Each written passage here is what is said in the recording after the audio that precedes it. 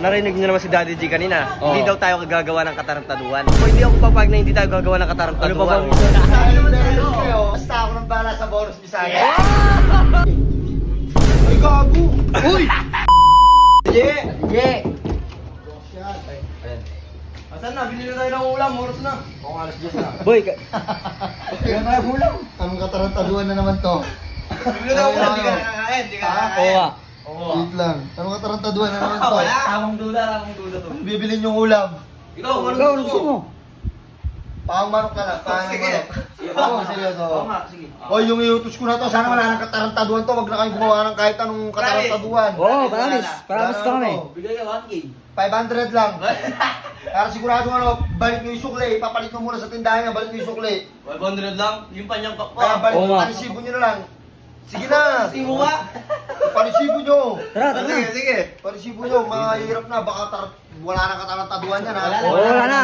So yun guys, nandito namin sa palengke at bibili na kami ng panang manok. Guys, eto na guys, bibili tayo ng panang manok. Ito yung panang manok. Narinig niyo naman si Daddy G kanina. Oo. Hindi daw tayo gagawa ng katarantaduan. Oo. Mali. Papayag kayo. Papayag kayo. Hindi. Hindi ako papayag na hindi tayo gagawa ng katarantaduan. Ano pa ba, Misa? Ayaw sa gusto niya, gagawa talaga ako ng katarantaduan. Ano ba ba? Nagbigay ng 1,000. Oo. 500 lang pinapagastos. Oo. Nagtipid. Bawal yon. Ano Tingnan ba nyo kung bibili anong mo yan? gagawin. Bibili tayo ng Kyotex. Mamaya papalinis niya to. Oh. Bibigyan natin Kyotex. Hindi niya makakain. Hindi siya kakain. Sabili namin ng pana manok at next naman na bibili namin is Kyotex, manicure. Tama ba yun? So yun guys, nakabili na kami ng panang manok. Ngayon, sunod naman natin yung pang Kyotex.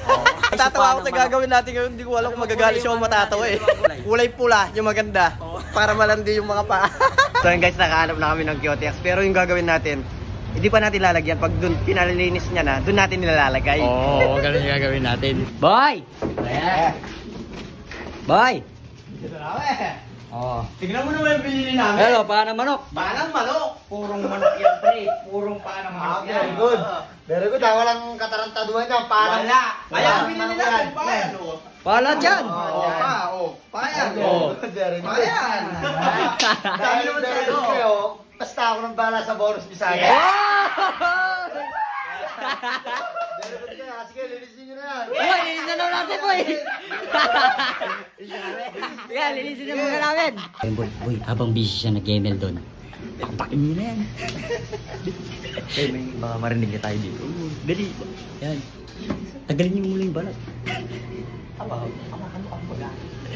Linisin niyo na ba? Tagalin niyo to. Tagalin niyo. Okay na. Tapos na boy. Pakita na natin sa kanya para magalit. Daddy J! Boy! Tapos na to! Ano yun? Yung pa! Oh. Ayun pre oh. Oh. Ay, gago! Uy! Ano sabi mo? Linisan! Ba't ganyan nyo kinyotex nyo? Ano ba sabi mo? Linisan namin. Ay, linisan Oo, namin. ay, linilis oh. Ang ganda nga eh. Oo. Gago ginanon. Hindi ko yun. Pasunod na. Ano ba yan? Daddy J! Anong luto natin dito? Ang isa nyo, inuto nyo mag-isa nyo, kainin nyo yan. Ang ganda nga ng pagkakalinis eh. Oo, ang ganda ng pagkakalinis nila. Yun yung nga sa akin yan. Baka sampal-sampal ko kayo.